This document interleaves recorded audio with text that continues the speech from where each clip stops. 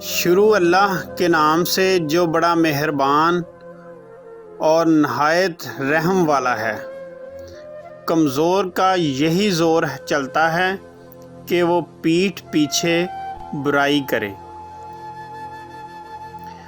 بہت سے لوگ اس وجہ سے فتنہ میں مبتلا ہو جاتے ہیں کہ ان کے بارے میں اچھے خیالات کا اظہار کیا جاتا ہے۔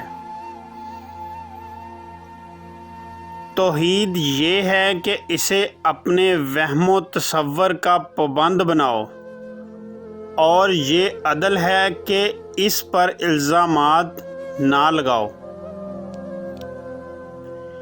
حکمت کی بات سے خاموشی اختیار کرنا کوئی خوبی نہیں، جس طرح جہالت کے ساتھ بات کرنے میں کوئی بھلائی نہیں۔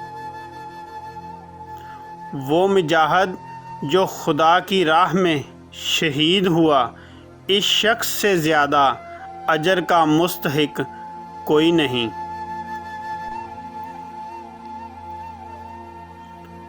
بردباری اور صبر دونوں کا ہمیشہ ہمیشہ کا ساتھ ہے، اور یہ دونوں بلند ہمتی کا نتیجہ ہے۔ حضرت علی رضی اللہ تعالی عنہ نے فرمایا، تم کسی کے ساتھ بھلائی کرو، تمہیں اس کا بدلہ برائی کی صورت میں ملے تو سمجھ لو تمہاری نیکی قبول ہو گئی۔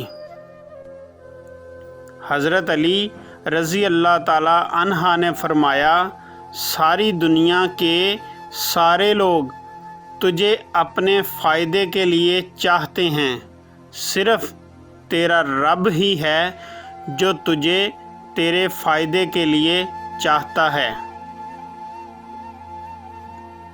حضرت علی رضی اللہ تعالی عنہ نے فرمایا، خدا جب کسی بندے کو نیک بنانا چاہتا ہے تو اسے 3 چیزوں کا عادی بنا دیتا ہے۔